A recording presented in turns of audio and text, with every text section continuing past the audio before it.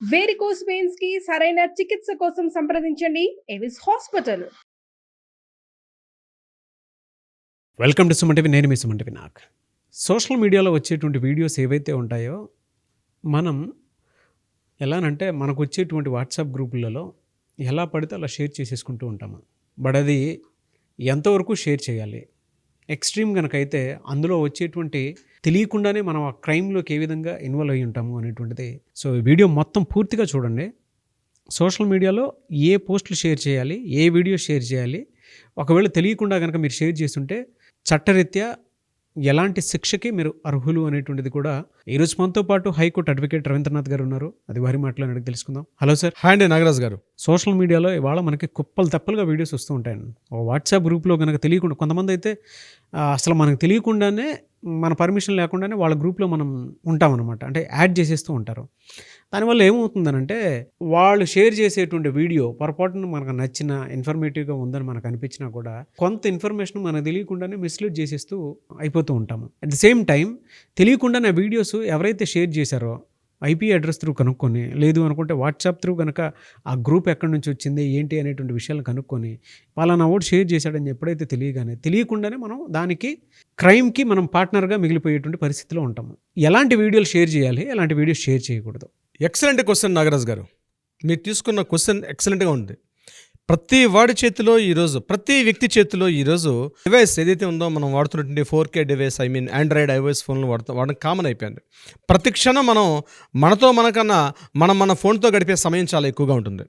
ఇటువంటి సందర్భాల్లో ముఖ్యంగా ఈ సోషల్ మీడియా వేదికగా వాడుతున్నటువంటి ఏదైతే ముఖ్యంగా వాట్సాప్ కావచ్చు, ట్విట్టర్ కావచ్చు, ఇన్స్టా కావచ్చు, ఇవన్నీ మనకి ఎంత ఆహ్లాదాన్ని కలిగిస్తాయో, ఎంత హ్యాపీనెస్ని కలిగిస్తాయో, ఎట్ ద సేమ్ టైం దాన్ని ఇంప్రాపర్గా యూజ్ చేస్తే, ప్రాపర్గా యూజ్ చేయకపోతే, ఇంప్రాపర్గా యూటిలైజ్ చేస్తే మనకు వచ్చే దుష్పరిణామాలు, ఎటువంటి ప్రభావం ఉంటుంది, వాటి వల్ల ఎటువంటి లీగల్ కాన్సిక్వెన్సెస్ ఉంటాయన్నది నేను మీకు ఈ వీడియో ద్వారా చెప్పే ప్రయత్నం చేస్తాను. ముఖ్యంగా ఇటీవల మనం రెగ్యులర్గా చూస్తున్నాం. ముఖ్యంగా తెలుగు రాష్ట్రాల్లో రెండు వైపులు కూడా ఈ సోషల్ మీడియా వేదికగా ముఖ్యంగా రాజకీయ పార్టీలు ఒకరి మీద ఒకరు దుష్ప్రచారాన్ని కలిగించుకొని తెలియకుండానే ఒక రకంగా ఎవరో ఒక ప్రలోభానికి లోనైపోయి నోరు ఉంది కదా అని విచ్చలవిడితనంగా, అసభ్యకరంగా, అవతలి వారి యొక్క వ్యక్తిత్వాన్ని పూర్తిగా కించపరిచే విధంగా వారి యొక్క వ్యక్తిగత విషయాలు కావచ్చు, వారి యొక్క ఆఫీస్ అంటే వాళ్ళ యొక్క రాజకీయ విషయాలు కావచ్చు, అంటే అడ్డు అదుపు లేకుండా ఏమైనా మాట్లాడవచ్చా అంటే లేదు, దీనికి సంబంధించి మేము కొన్ని రకాల క్రిమినల్ చర్యలు తీసుకుంటామని చెప్పి ఇరు రాష్ట్రాల యొక్క డీసీపీలు కావచ్చు, పోలీస్ అధికారులు కూడా చెప్పి వాళ్ళు కొంతమందికి కూడా అరెస్టుల పర్వం దాకా తీసుకెళ్ళడం జరిగింది. అయితే ఇక్కడ ఎంత లిమిటేషన్స్ ఉన్నాయి. ఈరోజు మనం వాడుతున్న ఫోన్లో కేవలం మనం మాట్లాడలేదు కాబట్టి మనం ఏమైనా చేయొచ్చా అంటే ఇది చాలా చట్ట వ్యతిరేక కార్యకలాపాలు. అంటే ముఖ్యంగా వాట్సాప్ను గురించి మనం మాట్లాడుకుంటే మనకి ఏదైనా ఒక మెసేజ్ వచ్చింది, ఆ మెసేజ్ చాలా బాగుంది కదా అని చెప్పి మనం గ్రూపులో పోస్ట్ చేసినా, లేదా ఎవరికైనా ఫార్వర్డ్ చేసిన వ్యక్తిగతంగా కిందన ఫార్వర్డ్ యూజ్ రిసీవ్డ్ అని చెప్పినా, ఈజ్ ట్రూ అని చెప్పి మెసేజ్ పెట్టినా, ఎట్లాంటి కండిషన్స్లోనైనా సరే మనం వాట్సాప్ త్రూగా కానీ సోషల్ మీడియా వేదికలో నుండి మిగిలిన ప్లాట్ఫామ్స్లో కానీ ఫార్వర్డ్ చేస్తే చట్టపరంగా ఉన్నటువంటి అనేకమైనటువంటి శిక్షలు కూడా ఉన్నాయి. మనం నేరారోపణ చేసినట్టుగా ఉంటుంది. ఐటీ చట్టం 2000 మనకి క్లియర్గా ఇన్ఫర్మేషన్ చెప్తుంది. ఐటీ చట్టం 2000లో వచ్చిన తర్వాత మరలా 2003లో దీనికి మళ్ళీ సవరణలు చేశారు, అమెండ్మెంట్స్ చేశారు. 2008లో అమెండ్మెంట్స్ చేశారు. మరలా రీసెంట్గా 2023లో ద పర్సనల్ డిజిటలైజేషన్ చెప్పి మరొక యాక్ట్ తీసుకొచ్చారు.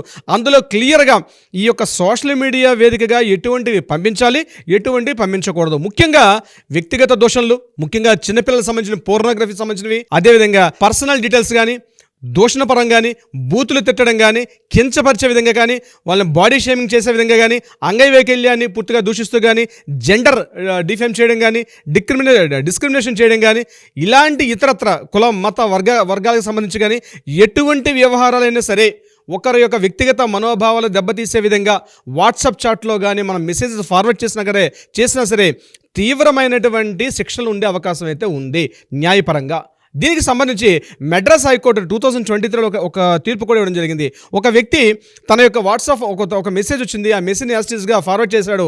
ఆ తర్వాత వచ్చే లీగల్ కాన్సిక్వెన్సెస్లో కొన్ని ప్రాబ్లమ్స్ ఫేస్ చేస్తే ఇమ్మీడియట్గా ఆ వ్యక్తి మళ్ళీ క్షమాపణ చెప్పడం జరిగింది. అయితే క్షమాపణ చెప్పింది సరిపోతుంది కాబట్టి ఈ కేసును కొట్టేయమని చెప్పి మెడ్రాస్ హైకోర్టులో దీని మీద డిస్కషన్ జరిగినప్పుడు క్లియర్గా ఆ మెడ్రాస్ హైకోర్టు దీని మీద కేసు కొట్టేశారు.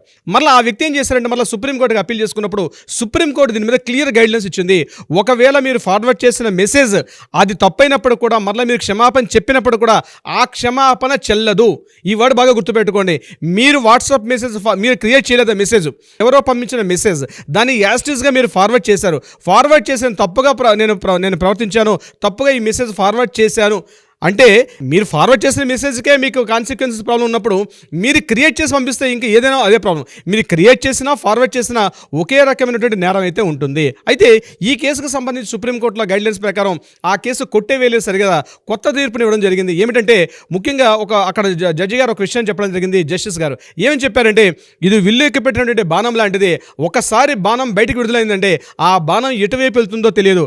అదేవిధంగా ఒకసారి మీరు పంపించినటువంటి ఫార్వర్డ్ అయిన మెసేజ్ అది ఏ కోణాల్లో ఏ వర్గాలకి ఎవరి యొక్క మనోభావాలు దెబ్బతిన్నాయో తెలియదు. కాబట్టి ఒక్కసారి మీరు క్షమాపణ చెప్పినప్పుడు కూడా దాని యొక్క లీగల్ కాన్సిక్వెన్స్ మీకు చెందాల్సిందే. మీరు నేరం చేసినట్టుగా అంగీకరించడం జరుగుతుంది. కాబట్టి శిక్ష మీకు ఖచ్చితంగా ఉంటుందని చెప్పి ఆ వ్యక్తి మీద ఆ యొక్క యాక్ట్కి సంబంధించినటువంటి ఏవైతే చట్టాలు ఉన్నాయో ఆ చట్టం ప్రకారంగా ఆయన మీద శిక్ష విధించడం జరిగింది సుప్రీంకోర్టు గైడ్లైన్స్. ఇది చాలా మందికి అవేర్నెస్ లేదండి. మన చేతిలో మొబైల్ ఉంది కాబట్టి మనం ఏదైనా చేస్తామంటే కుదరదు. ఎటువంటి ఉల్లంఘనలు, దీనికి ముఖ్యంగా 4 రకాలు. మెయిన్ ఈ సైబర్ నేరాల కిందకు వస్తుంది. ఇది I4C కింద సంబంధించి ఉంటుంది. ఇందులో ప్రధానంగా 24 నేరాలు సంబంధించి మనకి ఈ యొక్క ఐటీ చట్టాలు చెప్తుంటాయి. 24 యొక్క నేరాలు. ఆ 24లో కూడా ప్రధానంగా 4 నేరాలు చెప్పడం జరిగింది. ఒకటి ఆర్థిక నేరాలు, రెండవది కాపీరైట్ ఉల్లంఘన, మూడవది హ్యాకింగ్ చేయడం, నాలుగవది తీవ్రవాద కార్యకలాపాలు ప్రేరేపించడం.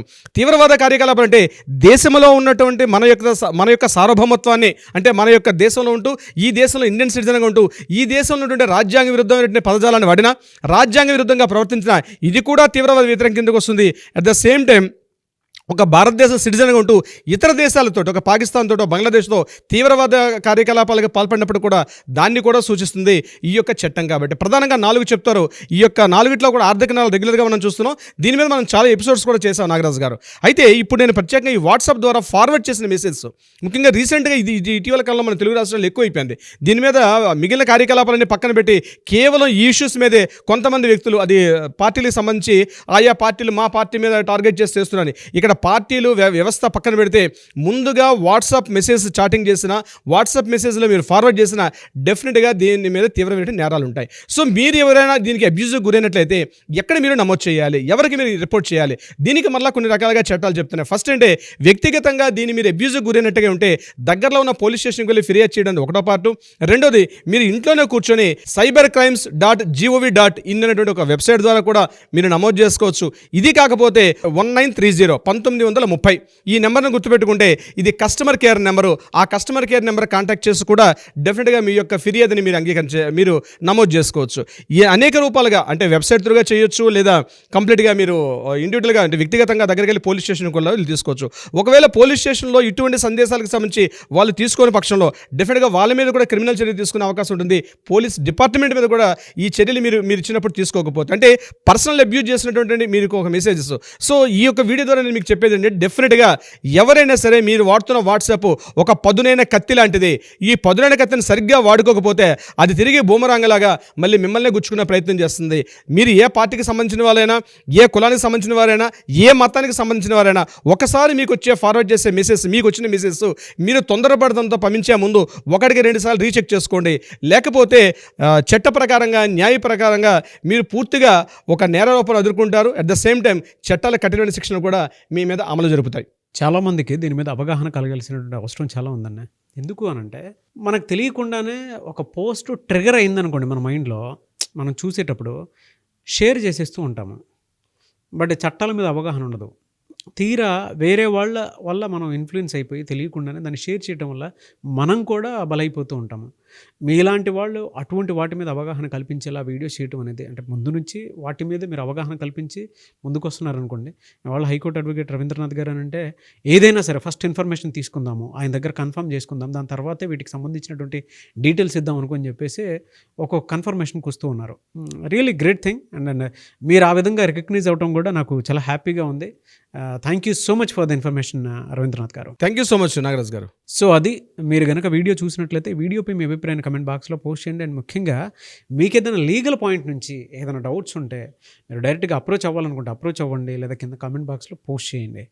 అండ్ వేలునామాకు సంబంధించినటువంటి డౌట్స్ ప్రతి ఒక్కరికి ఉంటుంది. అది ఏ విధంగా రాయాలి, ఏంటి, ఏ విధంగా ముందుకెళ్ళొచ్చు అనుకునేటువంటి వాళ్ళు మీరు హైకోర్టు అడ్వకేట్ రవీంద్రనాథ్ గారిని సంప్రదించాలనుకుంటే స్క్రీన్ మీద మీ కాంటాక్ట్ నెంబర్ కనిపిస్తుంది. దాన్ని మీరు కాల్ ఆర్ మెసేజ్ వాట్సాప్ చేసి ఎన్రోల్ చేసుకోవచ్చు. అండ్ ఈ వీడియో లైక్ చేయండి, షేర్ మాత్రం తప్పకుండా చేయండి. ఇలాంటి మరిన్ని వీడియోస్ కోసం మా ఛానల్ ఫాలో అవ్వండి. Thank you. సుమన్ టీవీలో మీ పర్సనల్ అండ్ బిజినెస్ ప్రమోషన్స్ కోసం కింది నెంబర్కి కాంటాక్ట్ చేయండి.